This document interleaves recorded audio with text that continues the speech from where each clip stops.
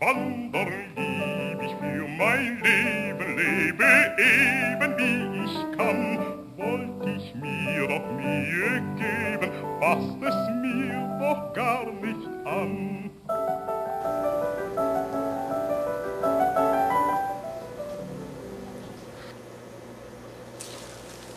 Dear Diary, today was just a regular day in my life as I roamed the wilderness. The wilderness is not as frightening as it sounds, my darling diary. You see, you have never gone out, so you do not know. The wilderness is a place of tranquility, far away from human civilization. While taking a stroll, I heard a whimpering cry. It was a most familiar sound, but yet I couldn't quite place my finger on it. The sound got louder and louder, like an agonizing scream. That sound was from a human. It's been so long since I've heard a human that I almost forgot what they sound like. I peered behind the bushes and saw the human curled up in agony, writhing in pain. Perhaps the human had fallen into a thorny bush. Thorns can be very painful. In Siberia, I was able to tolerate the thorns in my skin, but I am not the average human, and I was convinced that the human must be suffering because it was crying so loud.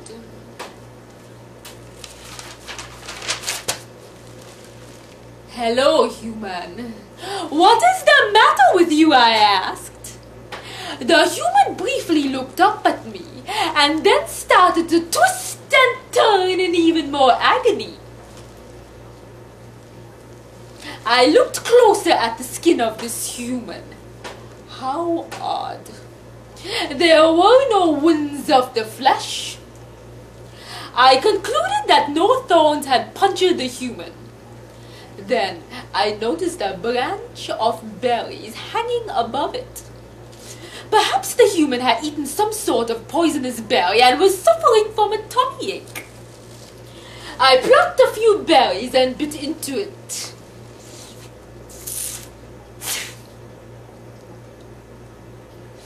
These were not the poisonous kind.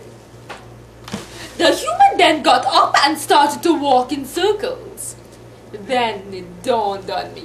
This human was new here. It must have left the civilization, and now that it is in the wilderness, it is unsure if it is going to be persecuted. This is the wilderness, darling. Nobody is going to persecute you. You are free to be who you are here. I told it. But upon hearing my words, the human started to tremble with fear.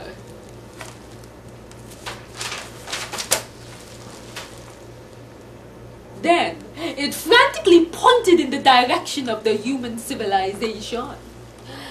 I was stunned. You want to go back? The human eagerly nodded. How could I have assumed that a human can appreciate the freedom that exists in the wilderness? After all, it is only I, Anastasia, that can enjoy the beauty of this great wilderness. Go straight and you will see the gates of the civilization. I instructed it. The human was motionless.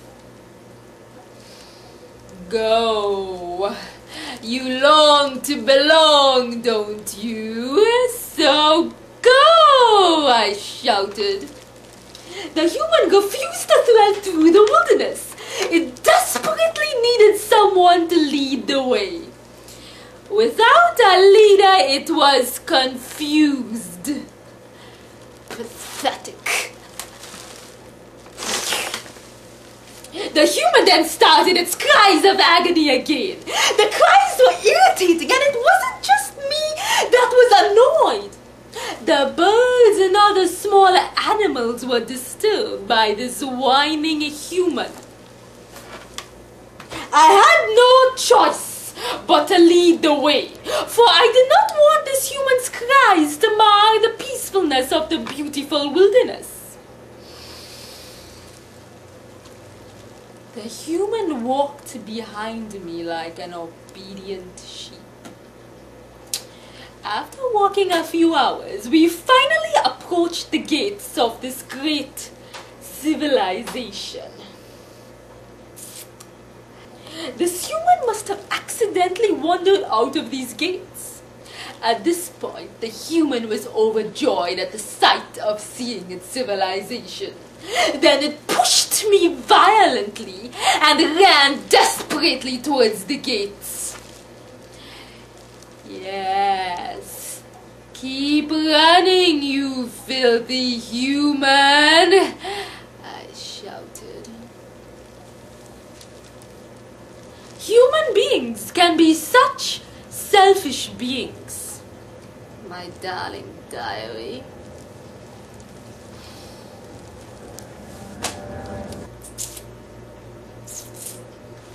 Then an alarm went off. This human had alerted its leader that an intruder was near their gates. That intruder was I, Anastasia. Shots were being fired. I headed back to the wilderness. The humans did not follow me, for they were too afraid of the wilderness and felt safe behind their gates. I couldn't recognize the human I had initially helped, for all the humans looked alike, like walking robots. They stared at me behind the huge gates. The gates were mounted with shiny barbed wire, and this surrounded the entire human civilization. Oh, darling diary. Why some choose to be imprisoned is something that I could never understand.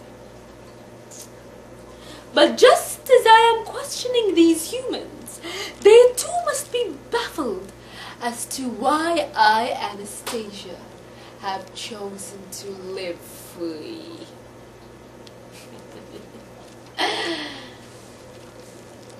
Anastasia.